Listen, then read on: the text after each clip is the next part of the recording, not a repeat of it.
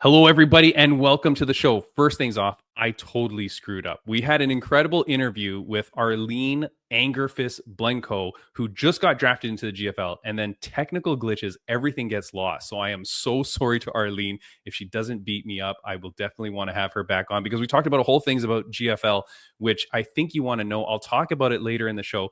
Brian Bam Bam Barberino, you can see he's not here. He was here for the podcast that we recorded. That all died.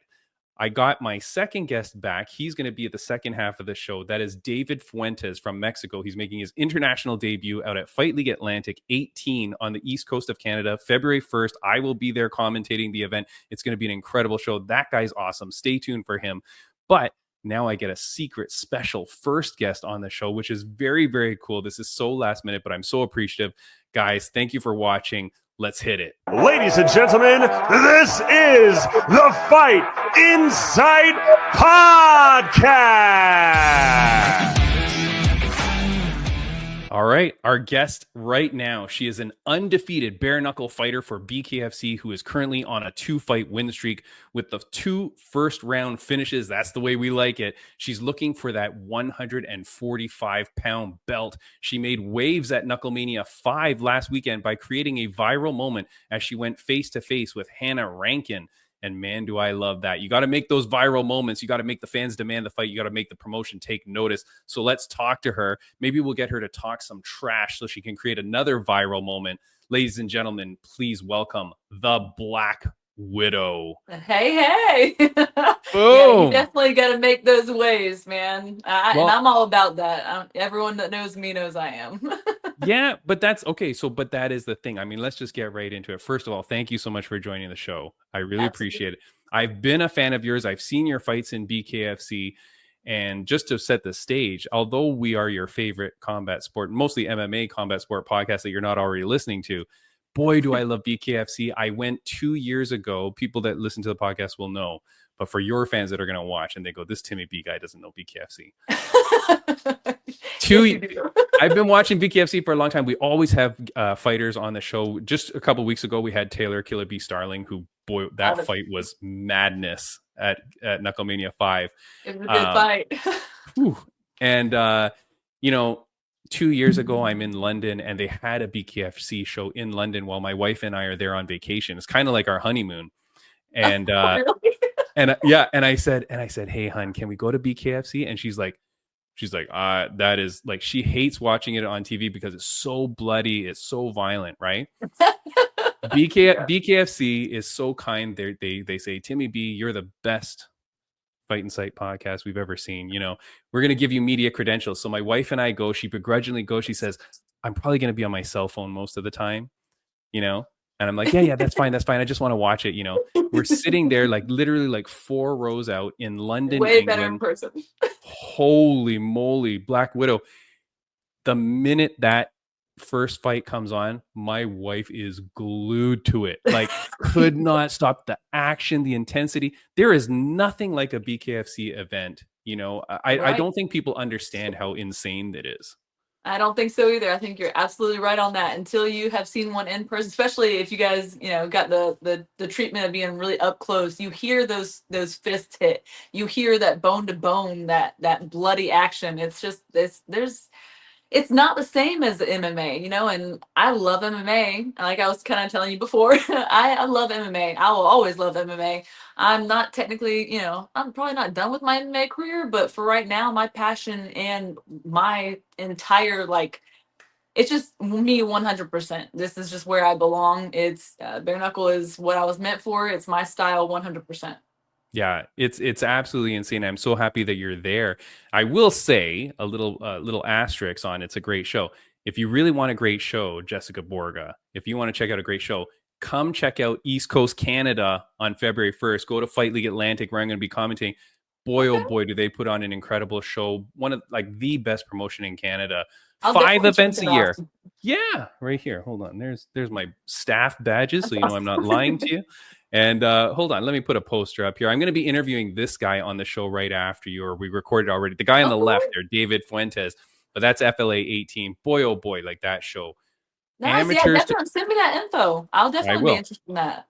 Absolutely. FightLeagueAtlantic.com. It's great. Maybe one time you should come out there and start talking some trash to the Canadians. I would. You know, we don't put up for that It's though. so funny. It's so funny. If anyone knows me in my entire MMA career, I'm just not a trash talker. I like my fighting to speak for itself. Yeah. But I've started, at this point, if you want to fight, you got to make the fight. And at this point, I want to fight anyone and everyone. So like, I've become the bad guy. So It's it. You know what? Here's the thing too. And like, okay, so we look at you now and we see you on camera, right? Mhm. You don't look like how you yeah, look at who's this girl. When we see you sometimes at the most recent BKFC events, you're doing yourself up way different. Yes. And is that fair to say? I mean, Oh yeah, you're definitely. I put on my makeup. I look like a chick. Most of the time though, like this is in between training. So like me having my hair down is actually, I literally just took it down. I usually just have it up. I usually look like a ragged rat, a wet rat mm, sweating. So I'm one of yeah. the guys normally. Yeah, I would have kicked you off the podcast immediately. I figured I'd get a little bit girly. No, but here's the thing though. Let's talk about this because at Fight League Atlantic, like there's lots of amateur fighters, right? Mm. Throwing, and there's a few men that are gonna hit UFC. I know it, right? There are some big fighters there. A friend of the podcast, the Mummy Abdelaziz, he's main eventing that event. He's 4-0 as a pro. You Like usually see it. Yeah, if they're gonna make it to the big leagues. you can sense it. But one of the things that I always think about is like, how are you promoting yourself? How are you getting yourself noticed? Not just by promotions, but by the fans. Like, how do you build that following? Because that's what's going to be important. And It so is. It's here's, extremely important, and I didn't know a lot of it when I was up and coming. So, unfortunately, social media is everything. Everyone knows yeah, that nowadays. You have to build that following for people to want to be on your show. You got a big following, they get more people come to the show. So to do that, you have to be at all the events. You have to be at the events to make your presence known. You have to make yourself known in yeah, any way you can. Get on the podcast. It doesn't matter how big the podcasts are. It doesn't matter how big the interviews are. Get on them. Spread your name. That's the only thing that you can do besides fighting and making it exciting. yeah. Well, that's the thing too. We don't get to see you too much because every time you're in the ring, it's a first round knockout. So it's like, hey, there she was, there she's gone. And it's like, okay, that's it. I know. I actually get a lot of shit about that. Do Like you? everyone loves the brawls, but I'm sorry. I got power. I'm gonna use it. So Yeah. Well, don't apologize, keep doing your thing. Okay, but here's the thing though. So you go out and I'm going to play this clip. I hope this doesn't get shafted by YouTube or whatever. But I'm going to play this. I mean, I don't think it's an official clip. I think this is just someone's cell phone, I think, that was recording this clip. I'm Let me interested to see. I don't think it's BKFC, but let me play this part here. Tell me in the fucking contract! I ain't fucking scared of you! You'll fucking say it! That's right! Fuck you! Yeah, who actually filmed that was Misfits, dumbass. Sorry, Oh, I wait, don't. I'm what's not a fan of her either. Oh, you mean the champ? Yeah, Misfit Faria. Like me and her Yeah. have had beef online for a long time, and she keeps calling Ah, me out, but she won't come and play with the big dogs. So she wants me to cut weight to come to her. I'm like, nah, if you call me out, you can come to me. I even offer to catch weight at 140, and she won't take it. So that 5 pounds is a real big deal for her. It just means yeah, you're yeah, scared. yeah. Just admit it. But I went up to Yeah. both of them, and I was like, hey, I'm not surprised that you two are sitting here chit chatting together. So, Wait, and that's why what wait. started it all. Okay, but because here's the funny thing. Like I saw another clip before where it seemed like you went up and you were kind of cordial to them. I tried to be, absolutely, and then there was shit talking after, and I was like, "All right, I was like, I'm done playing this nice, I'm not." It wasn't even nice, honestly. I went over there and I was kind of a sarcastic bitch, to be honest with you, because Hmm. them two were sitting next to each other, and there's been beef between me and both of them, and I want Hannah Rankin for the 145 title. That's the next fight that I'm concentrating on. That's the one I want. That's the one I'm waiting on the date for. And she kept, I wasn't even going to be in Philly, honestly, for Knucklemania, just because I had other things. But I canceled that as soon as Hannah Rankin called me out online. She called me out and said, hey, are you going to be in Philly? I was like, yes, the fuck I am. Sorry if I'm not allowed to cuss. Sorry. No, you're allowed to cry. Please do. But I was like, yeah, I'll be there. And I wanted to make sure she saw me. So I went up to her and I was like, hey, I'm not surprised that you guys are sitting next to each chit chatting together. I was like, I said, I just want to make sure that I made my presence known to you that I was here. And then she wanted to be all nice and like, yeah, let's make this division. And we handshook and everything. And the moment I started walking away, I hear it again. So I'm like, you didn't think I was going to fucking say anything? I came up to you. So So that's it is what it is. So wait, so that's the part I missed because I see one clip which is just you kind of being cordial and then you kind of walking away. Mm-hmm. Then there's And then nothing. And then the only other clip I see is this one that we see from the Misfit, which is like you just getting hot. Yeah, and then I'm just over the talk. I'm not, like I said, I'm not a big talker. So as soon as I heard that there was more talk right after that in the interaction, the first interaction, I was like, I'm done. I'm done with this. I was like, get the fucking contract. Like, stop talking about it and make it happen. So what's the deal though? So what's the deal? What's the story? For people that Or don't they're know, waiting on the date. That's the only thing that I heard is they're just trying to finalize the date on where it's going to be. But it's supposed to be her and I, and she's posted about it since like September, October, whatever her Okay. last fight was in Marbella. And so she's known about it. I'm ready to go. I've been literally like, since they've gotten her on the roster, I'm like, let's go. She's a 2-time world champion boxer. I'm all about respecting anyone who gets in the ring, but now there's bad blood. And my first 2 opponents, I didn't have a problem with them. So. Oh, you mean you weren't hating on them and you still like did what you did. Oh yeah, I wasn't. Yeah, there was no beef between us, Right. and it still ended the way it did. So, and there's beef between her and I, and the only one that I ever had beef with before this was Amber Librock, and we saw what happened with her too. So, Yeah. Go check that out. That was a Bellator fight that went my your debut. way. Yeah. So here's the thing though, Hannah Rankin, she's a 13-8 pro boxer. So she's a well-decorated boxer. She's got the thing. She's 1-0 in BKFC, I believe. Yes. But yeah, like this helps build the division. It builds interest, right? Mm-hmm. Mm-hmm. So especially if they get that title, if they get a 145 title, there's going to be more girls wanting to come in because there's something to fight for. There's something to work their way up towards. And that's with anything, any promotion. Yeah. Well, that's the thing because sometimes you see these random fights that are like at a weight class and you're like, wait, there is no title here. Like, what are we doing? Yeah, it makes it hard. But it starts it, right? Yeah.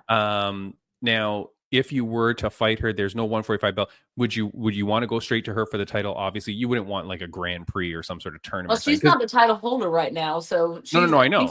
Yeah, but it would be for the vacant title, right? So me and her fight for the title, and whoever that would be the number one. Has BK is this just you and her making this up, or is BKFC have they? No, been I'm talking hearing to you? it's supposed to be, so I'm hoping that they're actually going to do that. Nice. What I'm hearing. Yeah, okay, yeah, that's good. And like you said, so wait, did the promotion get mad at you at all for causing the ruckus? I'm assuming not that I'm aware of. Were they happy though? Did they call you and go there. like, hey? But did they call you and go like, hey, high five, like this is good? No, like, we need this. Nobody did that either. But there has been talk about it on some of the shows, the interviews and stuff like that. There's people that sent in the clip, and like you said, it kind of went viral. So like everyone was talking about it, and they're like, well, I think it's good that she's making her presence known and blah blah blah. But a lot of the people were like, oh, she's she's just mad that she was sitting behind you. I was like, I don't really care where I'm sitting. It's free tickets. So yeah. I had my son with me, honestly. So Oh, and so here, one of my questions was going to be like, what did the people close to you, like your gym or your family, and your son's right there? Then I guess like, is he like, hey, mom, I want to watch the rest of the fights, like don't get us kicked out, or was he like, mom, kill her, like let's go? No, my mom or my son was more like, no, I don't want. I'll sit over here. You go do your thing. I don't know that lady.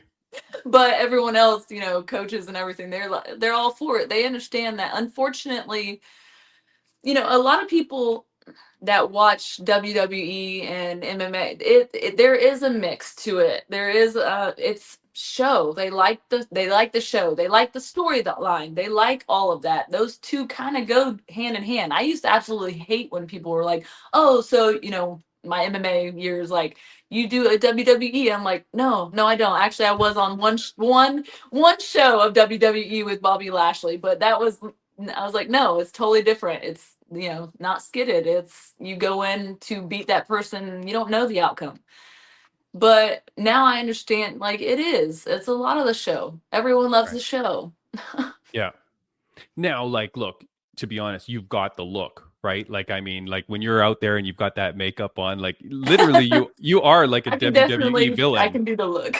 Yeah, right. Like you got it going. You got the look. You got that like that WWE look. Like you could play the villain. You could play whatever. Yeah. How is that for you though? Like, do you relish it, or are you just like, God dang it, like I got to do this, or like, or have you like fed into it and you're happy with this now because this is the culture now? And again, I'm speaking for the amateur fighters, like the guy that's going to come on the podcast after you. He's a guy just new in his professional career, right? But a Yeah. lot of people, they're very quiet, they're very small, they're very reserved. And it doesn't get them noticed, unfortunately, and that sucks. I know amazing fighters who aren't noticed just because they aren't big shit talkers like Conor McGregor. Like Right. Yeah. unfortunately you have to stir things up, but you have to be able to back it up too. So it's it's like it goes hand in hand. Like you can be a shit talker that doesn't do much, but you're still gonna get out there because bad publicity is still publicity. And people have got to realize that. So honestly, me, I relish in it. Like I've done movies, commercials. I've been on TV. All that doesn't really. I like being in the spotlight, so it's fine with me. That kind of stuff comes natural for me. Yeah. And since I do have the looks, hell yeah, I'm gonna use it. I'd be stupid not to use it. So Yeah, no, I'm happy for you because look, like we want to build that division. I was thinking that when I realized, I'm like, wait a second, she's talking about a title, but there is no 145 belt, yeah, and I'm not like, yet. no, exactly, and I'm like, should they do a Grand Prix? Should they do a tournament? Because They don't that's a have enough way. girls in the division yet. But here's the thing, though, the problem. Okay, well, let's just debate this just a quick sec, because the problem is like if you win the title, and of course I want you to get the title first, right? Of course, that's money and that's pride and all that, right? But like, if you win the title, then they're just bringing in people to find you to beat up, Yeah. and then it's tough because the crowd is like, okay, well, we love the Black Widow, but now she's just going to beat up, and then all of a sudden you're going to be the Can Crusher or something like that, right? And they're just going to bring in girls, and they're like, we're not going to know these people. One FC like 4 years ago for their atomweight division, they did a Grand Prix, which was really cool because you're like, okay, so now we know all these girls. One Yeah. girl comes out with the title, which was Stamp Fairtex at the time, but then you knew all the girls, and you're like, okay, so true. now That's a great idea. I agree with you. tell David Feldman. He's been on this podcast before, I so he think knows he Timmy has B. actually talked about it because he Talked about me is, or the no, Grand Prix? no, maybe, Shit. but he has actually talked about doing like these Grand Prix, and he's doing Yeah. one with the males. Like it's 25 all mil. weights. Yeah, it's all weight classes, and Yeah. why aren't we doing that for the females? I mean, then again, like I am at the top of the weight class. Of course, you're gonna say it. Yeah. What a jerk. It's like Ben Rothwell. You see Ben Yeah. Rothwell, he's like, yeah, I'm in that. It's like, yeah, well, of course, like these 135ers are just gonna tap out now, Yeah. Like, go up against Ben. Jesus. That's exactly right. Like, size does somewhat matter when there's power Right. involved. So, yeah, it is what it is. I mean, hopefully, yes, whether it's a Grand Prix or not, the title comes in and people, yeah, I mean, if I just have to keep laying them out, all right. But like, Whatever. I do want the challenge though. That I was honestly excited for Hannah Rankin because she's a world champion boxer. I really hope that I want to see the best version of her because her first fight was she got baptized by fire with bare knuckle. So Sure. I hope she does make the adjustments. I hope, like I like the challenge. Bring it on. Like Yeah. make it out of the first round. Well, or not, just that's the sooner that you can be holding Or that not. gold belt. How old Or is your not. son, by the way? How old is your son that you brought to My the bare son knuckle is event? 14. I have a stepson that's 14 as well. So they're both Okay. 14, almost 15. And I have a Okay. little girl, stepdaughter that is almost 10. Okay, so taking a 14-year-old to the bare knuckle, you're not going to be in trouble from child services or anything. No. He's still No. old enough to be there. That's fine. Yeah, luckily I didn't take him when he was younger, honestly, because a lot of drunk people, it just gets, especially in Philly, Well, like the one that I went to in London, England, it gets it busy. was like man. it was like the movie. What's the movie with Brad Pitt? Oh my God, when he's like the gypsy.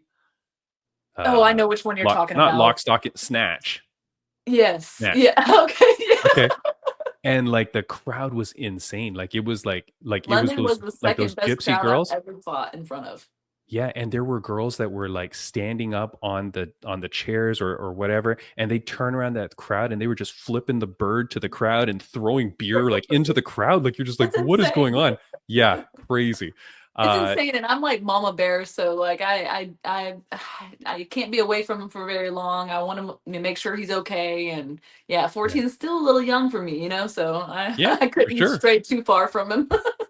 Yeah. He's Uh Now I'd be remiss if I don't ask about Conor McGregor because he's one of your new bosses, right? And he has taken, let me just say, a very active role in BKFC, far more than what I think a lot of us thought was going to happen. I interviewed David Feldman right before or right after that announcement came out that Conor was buying it. And so okay.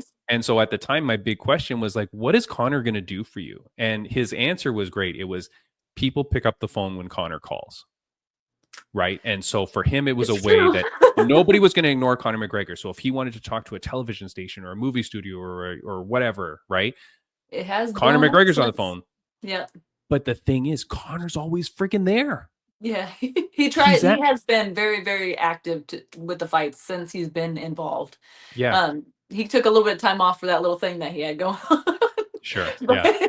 but Yeah. everything, he came back. But Hannah Rankin is actually his like cousin. What? Yeah. They're like third cousins or some shit. So you're going So to the beat first up time the I met boss's Connor, cousin? that's what I said. I shook his hand in Marbella and I was like, hey, I'm gonna beat up your cousin.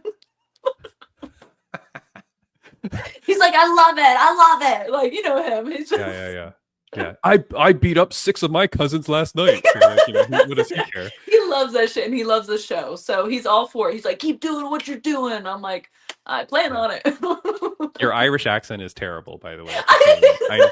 I know you're trying, but it's really bad. But I no, know.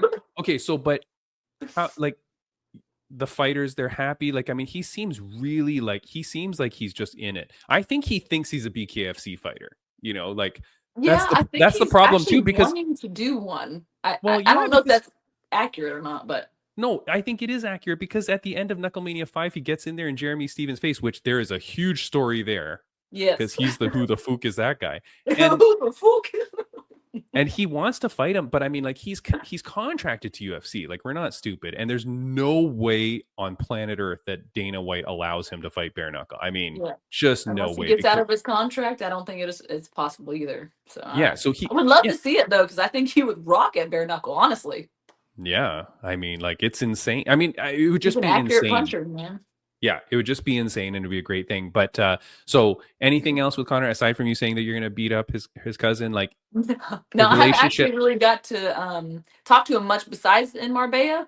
Mm, He's usually really busy and he usually comes in late. Like you saw, I'm late. Fuck you. Like yeah.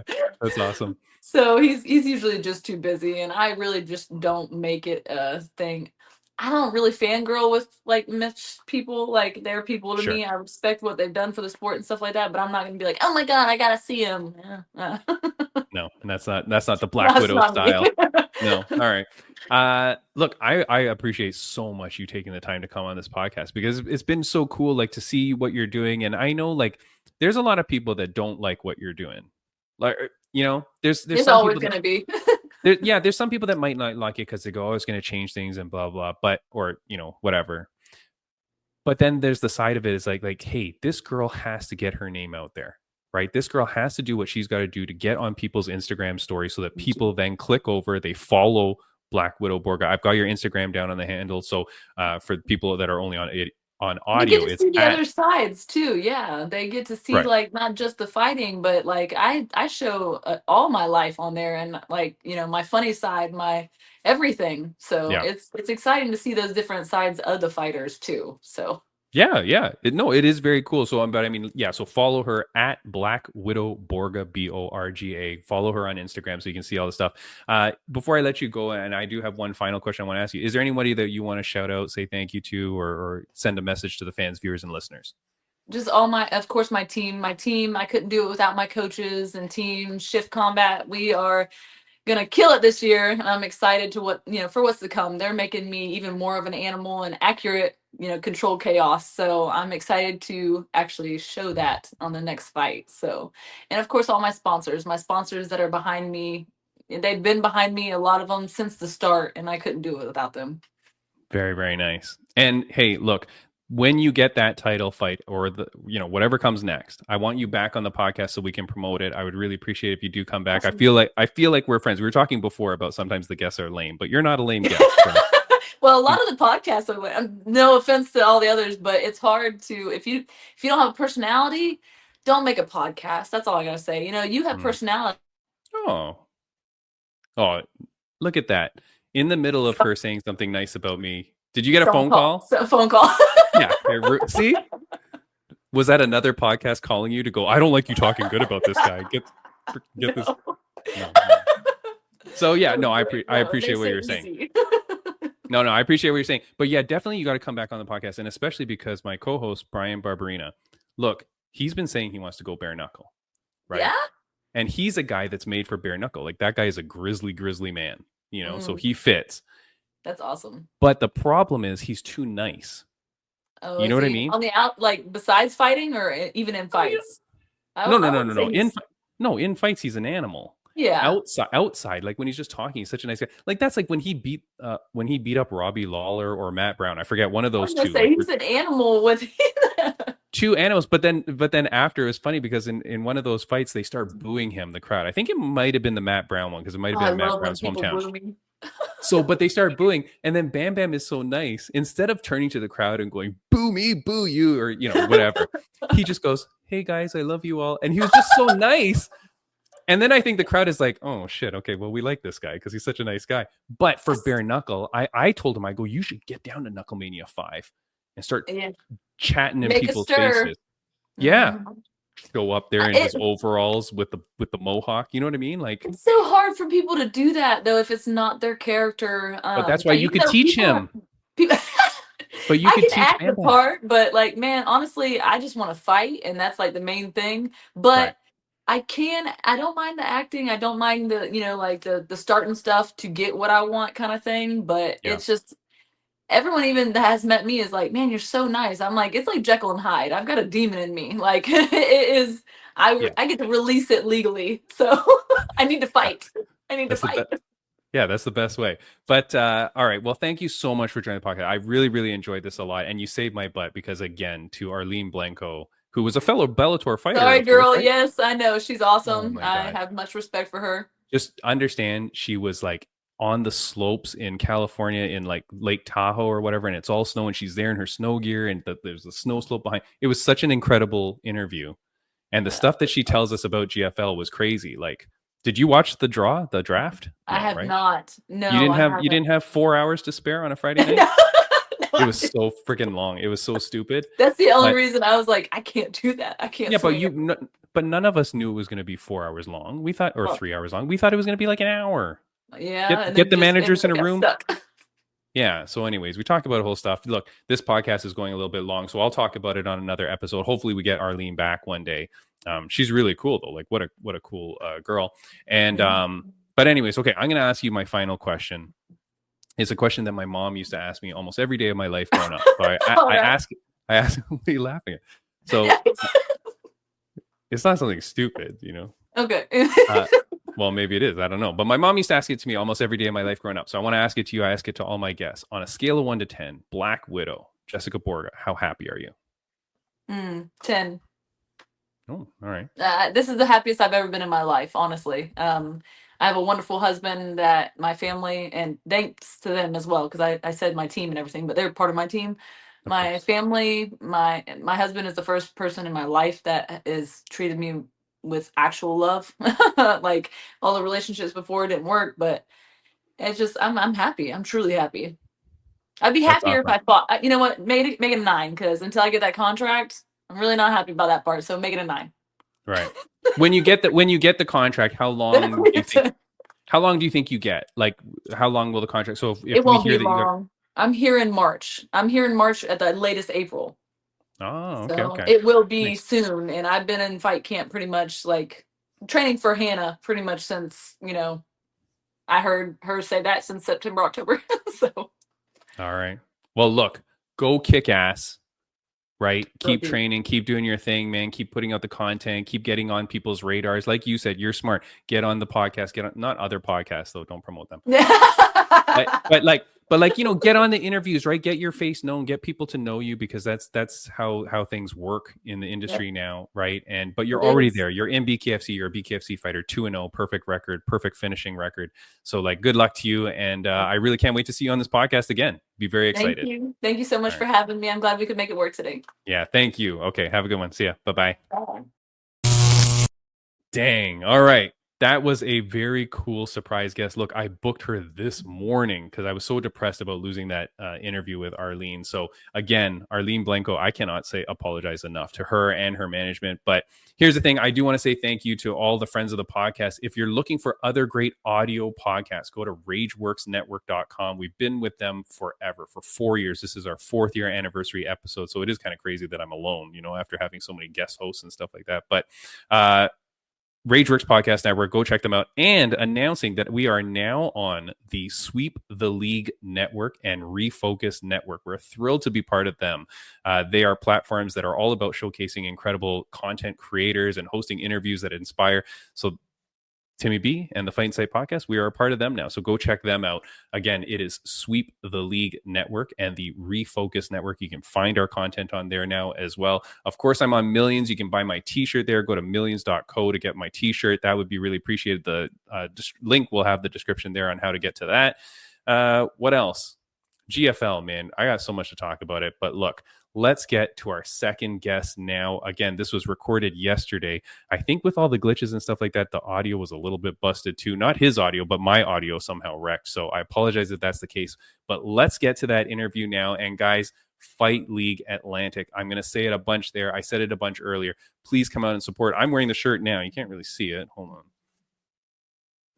Go get the merch there. Go to the event there. FightLeagueAtlantic.com. You don't want to miss it. FLA 18 is the show. I'm going to be commenting. I'm going to be doing the weigh-ins on the Friday. So check out all their stuff. Please go and support them. That is an incredible organization. We need to support. That's where everything starts.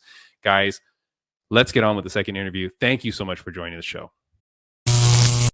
He is coming to us from Monterrey, Mexico. He fights out of Azteca Fight Club. And on February 1st, he makes his international debut MMA fight at Fight League Atlantic's FLA 18 in the Moncton Coliseum. Ladies and gentlemen, please welcome David the Titan Fuentes. Hey, what's going on? Long time no see. Long time no see indeed. About an hour or so. Dude, what a disaster. I'm so sorry. This has never happened. This is episode 208. It has never happened where the system has glitched like that and I've lost everything. I can't believe it. I'm freaking devastated. We had a great talk, you and I, and we talked with Bam Bam.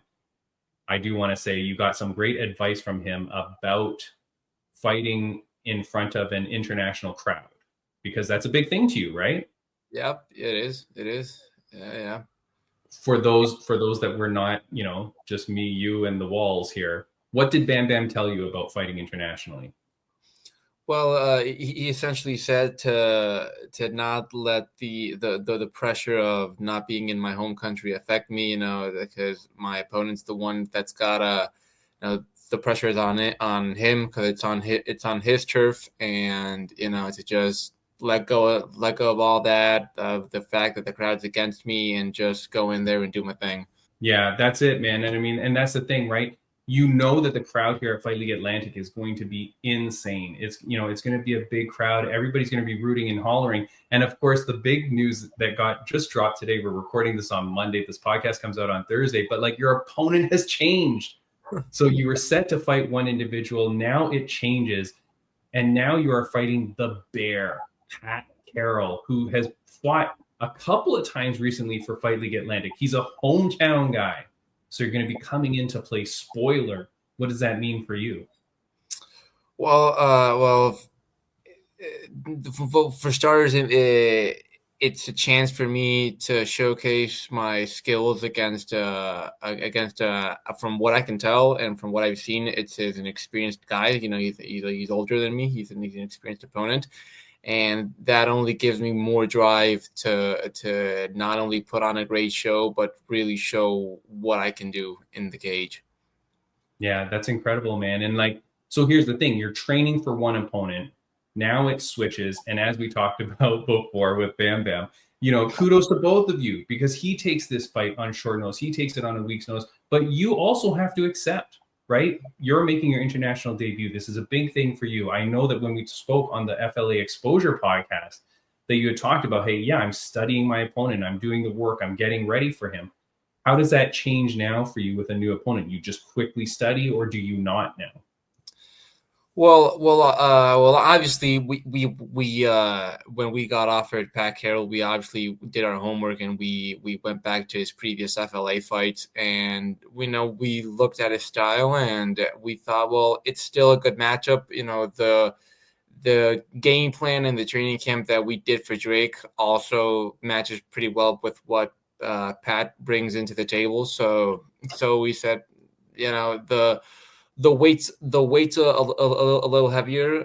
Drake and I were going to fight at 165, right? And it changed to 169. So, you know, it's going to be an even easier cut for me. So we said, you know what, screw it. Let's go. Because as I said before, we've been in talks with FLA about getting this fight done since last August. And, you know, it kind of bothered me that so close to the fight and it fell out and not being able to go over there and fight. So I just said, you know what, I talked to my coach and we said, screw it. Let's go.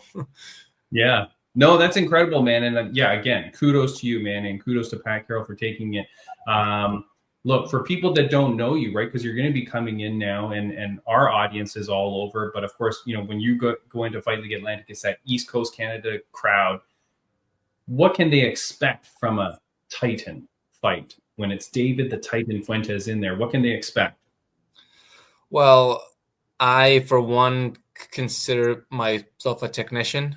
You know, I have an extensive background in kickboxing and Muay Thai, so I'm interested in making it not just a spectacle, but also being a good clinic in striking, you know, for the fight to look pretty, for the technique to be on point, so that they can expect not only a good scrap, but also a good showcase of mindfulness and strategy in the cage.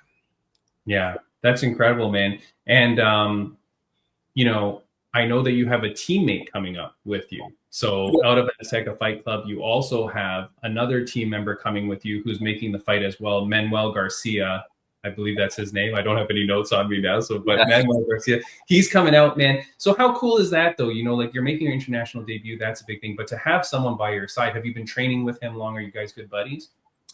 You know, I've known him for about maybe 3 years or so. Okay. We met back in 2021. We fought on the same card, but we weren't at that moment in time. We weren't with Azteca. We were in different teams, and back then we were only fighting in Muay Thai. Okay. And we met because we shared that card, and you know, fate would have it that 3 years after that, we conjoined that there at Azteca, and we become good friends. We become good training partners, and you know, it's awesome for him to also be coming out, and for us to be having fights on the same card. You know, I think it's just, you know, it's got to be fate, man. Yeah, that's crazy. Yeah, I mean, like, it's cool, man, when you see people coming from out of town and they've got like some support with them. Because again, I know we talked. You're expecting to have lots of people from Mexico supporting and cheering you on. They're going to be ordering the pay-per-view. They're going to be going to FightLeagueAtlantic.com, getting that pay-per-view, having watch parties in your hometown. But to have someone at least with you, like how many people are coming up with you? It's just going to be our coach, John, and us. Oh, that's it.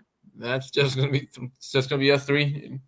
All right. When you come in, are you expecting boos? Are you expecting cheers? Like, what are how are you going to play this? Are you going to play the heel? Are you going to play it up? Are you going to be razzling the crowd, or like what are you expecting here? I thought You don't seem like a mean guy, so I'm just saying that's all. yeah, I've got a little brother who's a huge WWE fan, and he's on me like, you got to play the heel, you got to play the heel. Like, dude, I'm not a heel, I'm a baby face. So. Right. So, but yeah, really overall, I want to show the crowd that I'm proud of where I'm from, to show them that Mexican spirit, to walk to the cage wrapped in my flag, and obviously show them a ton of respect, show Pat Carroll the respect he deserves, and overall, to thank the Canadian crowd for having me on there, but also to show them that we've got a little something special down here south of the border.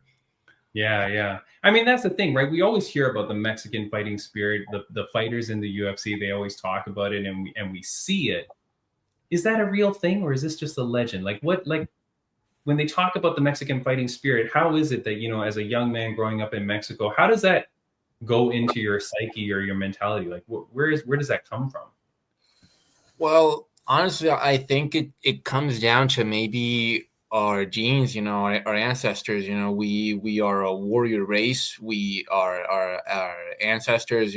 Back in the pre-Hispanic eras, the Aztecs, the Olmecs, and the Toltecs, they fought the Spanish invaders, and all the classic warriors like the Otomis and the Ocelotes, they were known for being very hard and brutal warriors on the battlefield. So I think it's been passed down from generation to generation. And if you take a look at a school in Mexico, like a typical high school, middle school, it's a lot of fighting. It's a lot of fighting. Wait a second. You don't mean like a class of fighting. You mean like just kids are just fighting random? Yeah. Like the kids, I got into quite a few scraps back in school. So I think it's just bred into us, I believe, and when we actually choose to compete in a combat sport, it shows right through. Yeah, I mean, and that's crazy because like it is pretty impressive how successful the Mexican fighters have been in all combat sports, of course, in boxing, but now in mixed martial arts, right? There was that period where the UFC had three Mexican champions, I think, at the time, right? Yeah. Yeah, it's just crazy, man. How big is it in Monterrey, Mexico, or in your surrounding towns, like for you to be fighting? Is MMA huge in Mexico? Yeah, it is. MMA has definitely grown a lot over the years. I remember back when I was like 16 years old. I got into the sport when I was 16, and I wanted to watch the. I don't know if you remember this fight. It was the Cain Velasquez versus Fabricio Verdun fight.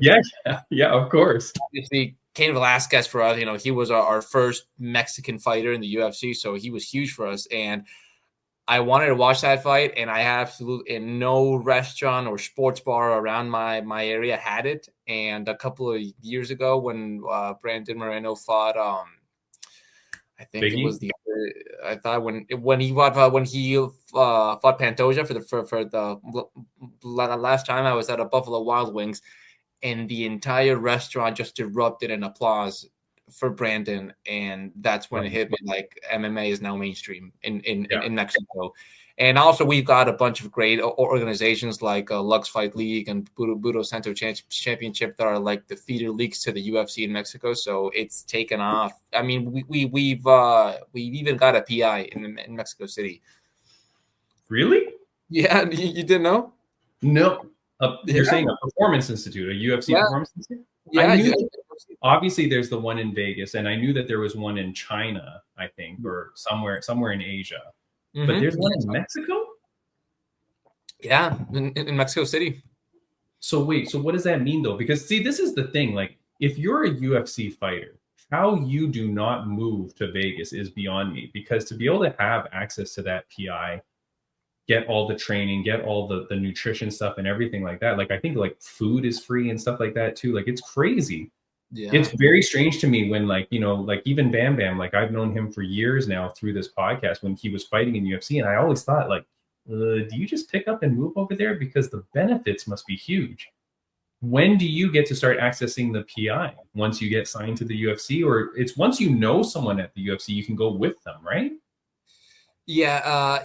I've had friends that have been invited to the PI by UFC fighters, and Okay. they can go in and train for free.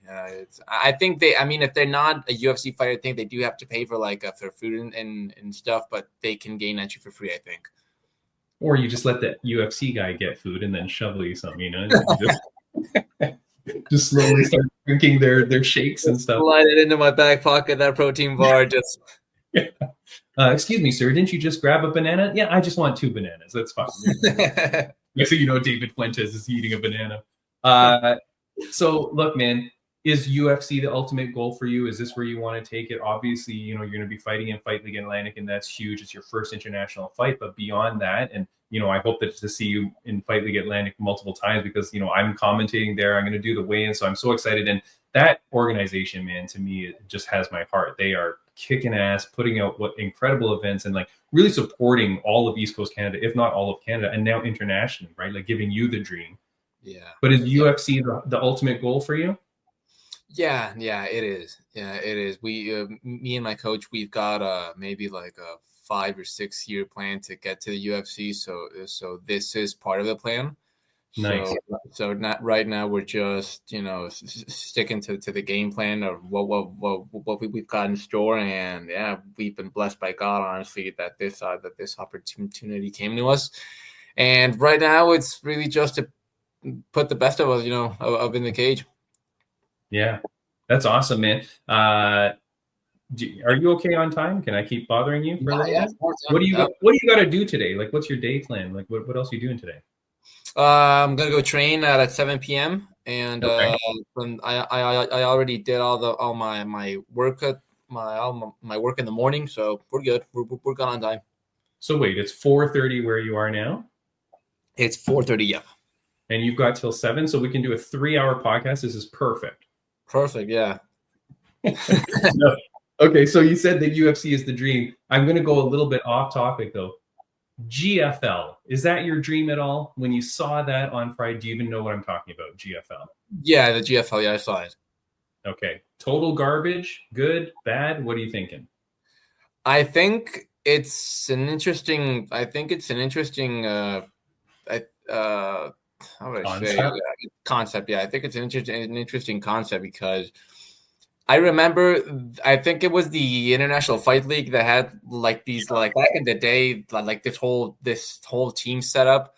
Yeah, I'm not too fond of that. I don't think that it really adapts well to fighting, but I was actually surprised when I saw the roster and that they had signed a bunch of fighters like Frank Mir, I think is on it. Like Frank Mir, like almost 50. He might be 60, and it's not even about the age of these guys. It's the state of them. You know exactly what I mean? Like Chris Weidman, who's, you know, up there, you know, in terms of damage and stuff. Tony Ferguson, like you said, Andrei Arlovsky. I mean, Andrei Arlovsky was doing pretty good in UFC though recently, so that's not that bad. But Gustafsson. Yeah, there's a lot of people that seem to have been finished fighting. Tyron Woodley, right? Totally. Who seem to be finished fighting, and now you're being allured out for this money. And I really thought, man, going into that draft on Friday, I really thought that none of those guys were going to get drafted. I thought that they were just using them all for their name so that we would all watch the draft. But then it would be younger up-and-comers, or like people. I mean, Gegard Mousasi was drafted. Look, that dude is still in his absolute prime. Oh, totally. You put up Gegard against some of these guys that are like well past their prime, he might kill them, David. Yeah. I'm very scared for, like, I don't know how a commission is gonna, like, allow some of these fights, right? Like when Tyron Woodley goes there and wants to fight, and if they put him up against some hungry killer, doesn't the commission go, no? Like, how do you allow these fights? I guess the commission would have to evaluate how they are in their physical state, because if we go just age for age, I mean, they're sending these guys out like lambs to a slaughter. Because if I remember correctly, Frank Mir's knee was practically destroyed towards the end of his career. Yeah. And we see a guy like Tony Ferguson, whose past 8 fights have been just brutal massacres, and really bad injury. You know what I mean? Like, it's one thing to go on a losing streak, but to lose in the way in which some of these people have lost. Yeah, no, it's horrible. I don't know. I mean, of course, if they're gonna be promoting this new league, they've got to have some big names, and I think they've caught the eye of the public, but I don't know if that's the way that's going to pan out that way. But that's what I thought. That's why I thought, like, my conspiracy that I had been doing during this podcast was that the names are there to get you to watch the draft, and then maybe a few of them will get drafted on the team, but they might not even fight. But they're just going to be in the crowd, or they'll be the coach or whatever. And I thought, okay, well, that's going to lend the drama. And then the team aspect, you're going to hope that makes us excited because it's something different, But boy, oh boy, they all get drafted. And it's been very interesting. So our podcast got messed up, right? The one that I recorded with you. And after you, I had a girl on who, I swear, if she doesn't fly to Toronto and kill me, I don't know what she's going to do. But she was on her vacation, Arlene Blenko, Anger Fist. She's from Australia. She's on a family vacation in California. She took time out of her day. She does the interview with Bam Bam and I, and then our computer goes, and it's all gone. We talked to her a lot. We talked to her a lot about the GFL. She got signed. She says there was no funny business. She goes, I had no idea. I was out of my contract with Bellator. Like, she's like a 10 fight veteran with Bellator, former world title challenger. She goes, no, I got out of my contract. I signed with them. I didn't know if I was going to be drafted. I'm watching the draft just like everybody else. Suddenly I see my name on there and I'm drafted. I'm happy. Like, I've got 3 fights. Oh, wow. But the thing is, the fights have to happen, first of all. Like, it has to actually happen. But the thing that I thought was so funny, David, is she gets drafted by Team Dubai, which is Cain Velasquez and Javier Mendez. Okay. Mm-hmm. So I said to her, I go, so if did they reach out to you before saying, hey, we're interested in drafting you and like kind of get to know you? Or did they reach out to you after the draft and go, hey, we're glad you're part of the team? Nope. Like, shit. Like she didn't even know? She had no idea. She never talked to any of the coaches. She goes, well, my manager kind of like spoke to people, but I don't really know. But like, even after the draft, no one has reached out to her to say like, hey, welcome to the team. We're glad that we drafted you. Yeah, that's I don't know. That kind of smells fishy to me. Wait, fishy which way though? I know what I think is weird, but what do you think is weird about that? Well, I mean, I mean, from my perspective, I don't think that it's, to keep the fighter completely in the dark about if they're going to get drafted or not, or what team is interested in her, or even, anything, and even now that the news has broken about the draft, that no one's reached out to her. I don't know. To me, it seems kind of fishy that they don't have someone in charge of maybe like fighter relations or something. I just think that I don't know that the draft is even real. Mm-hmm. I don't know that the coaches were really drafting people, because the way it happened, it seemed like it was all preconceived. Like meaning, like, I don't think it was live. Like, I don't think there were coaches going like, who did that team just draft? Okay, scratch. Okay, we're going to pick this guy then, right? Like, I don't think it happened like that, because I don't know if you saw, but online they posted that apparently, I didn't see this happen, but apparently on the broadcast before the draft happened, this got released, which was like, it's on the screen I'm showing where it says Global Fight League text here, and the names aren't all filled out, but this was done apparently before the draft was happening. Oh. So they're like, wait a second, they were filling this out before it really happened. And then the names that are on here is not the way the draft went. Like these names are not correct. So people were like, well, that's weird. And then what also was weird was while the draft was going on, it got to like hour 2, like I'm falling asleep. And they were drafting so slow. And then all of a sudden they put this on the screen. They're like, okay, here's all the women that were drafted. And then they just showed all the women that were drafted. It's like, well, when did that happen? Like, when did the coaches do this? Because to draft 6 women times 6 teams, that would have taken a long time for them to figure out. Yeah. Because, like, what if I wanted to draft Holly Holm, but then someone else has to pick? Now I've got to go to my next pick or my next pick. And then you're picking only 2 people per weight class. So, like, it could get kind of confusing. But, yeah, I don't see how they could have like done like a draft, like proper draft, like they do in the NBA or the NFL. Had to actually carry out that way. I think it was all planned from the beginning.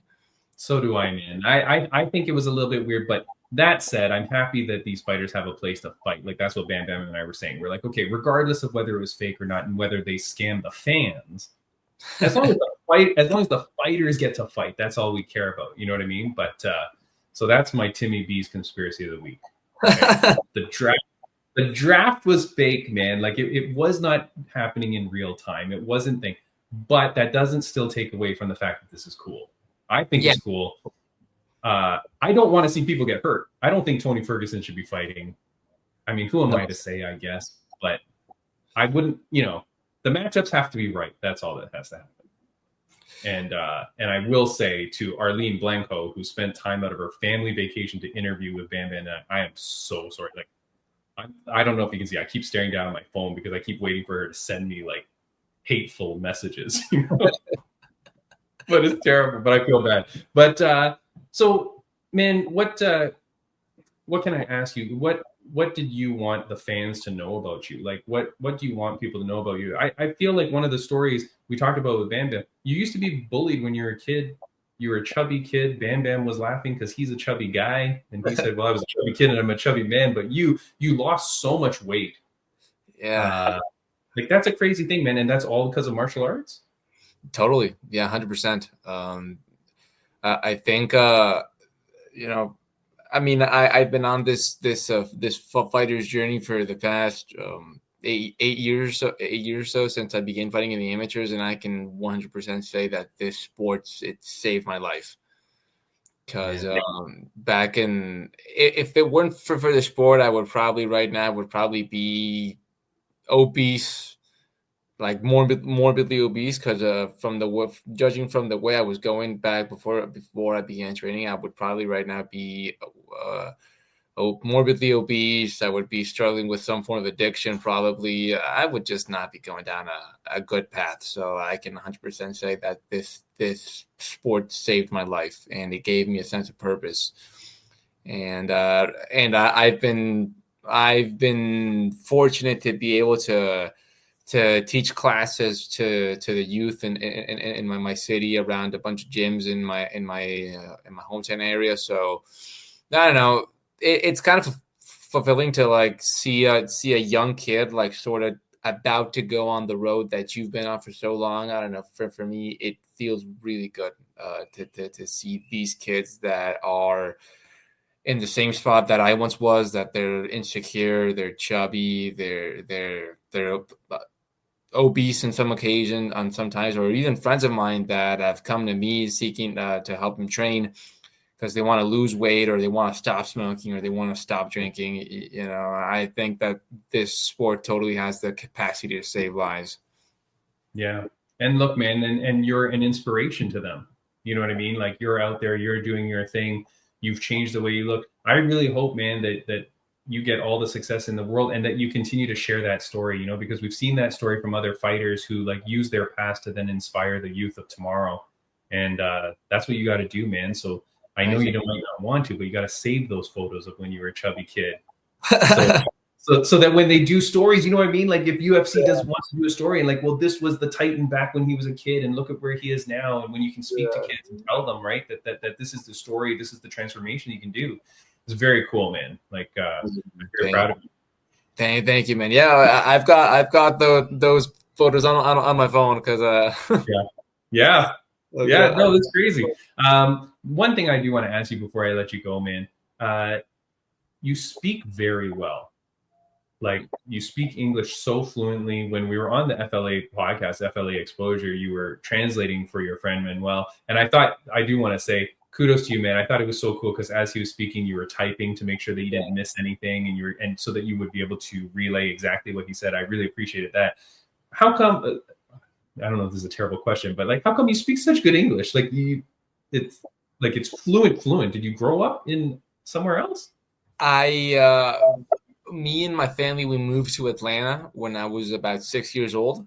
Oh. And we stayed there for about 4 years. But I mean, it wasn't really that long of a time. It was only 4 years. But I later learned that around that sort of age, your sort of throat sort of molds into the way that you're going to speak for your whole life. Okay. And since I was speaking English at that time, my throat sort of molded to speak English, which is why the American accent stuck with me. Because I'm the only one in my family that's got an American accent.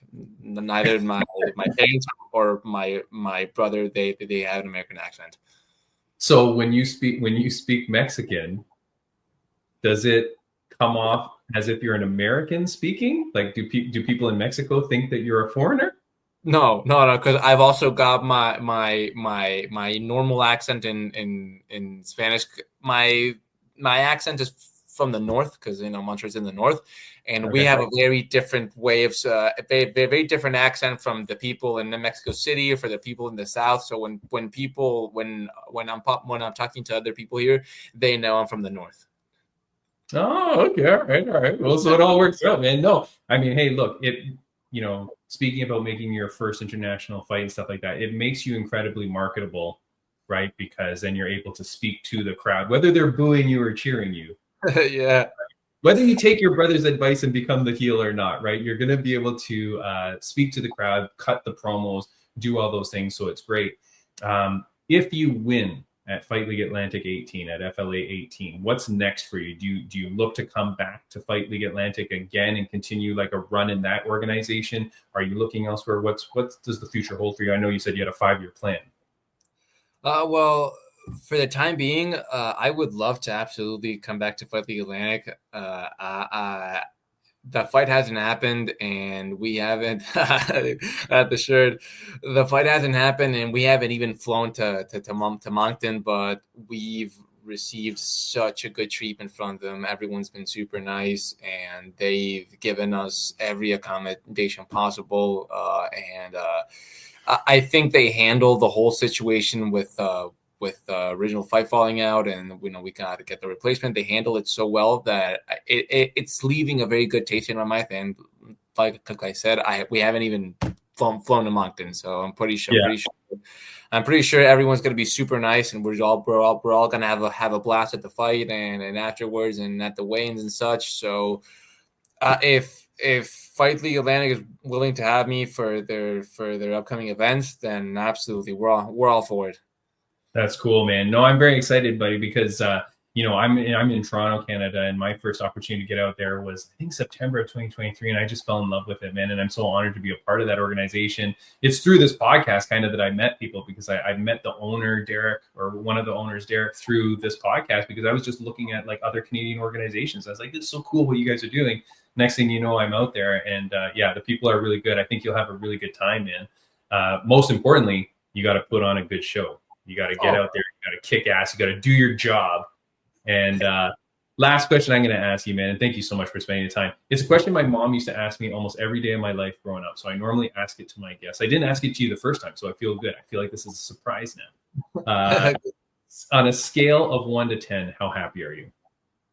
On a scale of 1 to 10, right now, I'm a 10. Oh, okay. What makes you happy? What is in the life of David Fuentes that makes him happy? Right now, I'm at a point in my life where I've made a lot of mistakes, and both in my career and in my personal life. And right now, I feel that I'm at a point where all the lessons I've learned from those mistakes, I am now implementing them not only in this training camp, but also in my personal life. And I'm at a point where I'm good with all the people in my life. I'm good with my family. I'm good with my friends. I've got a wonderful team behind me that they help me train for this fight. And right now I've got a good job right now. So I'm just blessed, man. And more so I'm feeling blessed because, as I said in the promo for the fight, it is a dream for any Latin American fighter to make the walk and to get out of our countries, man. Because growing up in the third world, being from the third world, it can be hard at times. So it's a dream come true. And honestly, man, I'm just blessed, man. Right now at this moment in my life. It's crazy, man. But, these things don't happen by accident. This is because it's a credit to you, right? It's a credit to the person that you are to kind of take those steps. And then, of course, to the people that help you and support you and guide you. But, man, be proud of yourself because this is what you've done. And, again, you're going to inspire tons of people. And what you're doing, it's absolutely incredible. So, David Fuentes, man, I will see you soon in just a few days. By the time this podcast drops, I'll be seeing you tomorrow. So take care. To all your Mexican fans and family and friends that are going to be watching this fight, man, go out and support this man. FightLeagueAtlantic.com. Go get your tickets, get the pay-per-view, and I'll see you soon, my friend. Thank you so much for joining the podcast 2 times in one day. I'm so sorry. Nah, man, it's okay. And I'm just happy to be on here and being able to talk to you and being able to share this amazing platform, my man. Thanks, my friend. Have a good one. See ya. Bye-bye. See you on Friday, my man. See ya. Bye-bye. All right, that's the show, guys. 2 great guests. Incredible. I wish everyone all the best, everyone listening and watching out there. Thank you so much for joining the show. To David Fuentes, the Titan. Man, good luck to you. I will see you very soon when this podcast drops. I'm seeing you tomorrow. So good luck to you, the team, and to everybody at Fight League Atlantic. Can't wait to see you guys.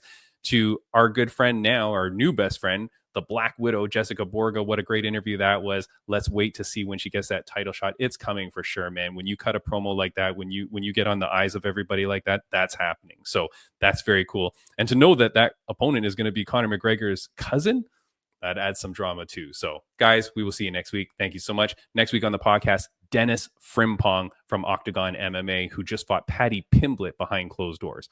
See you then.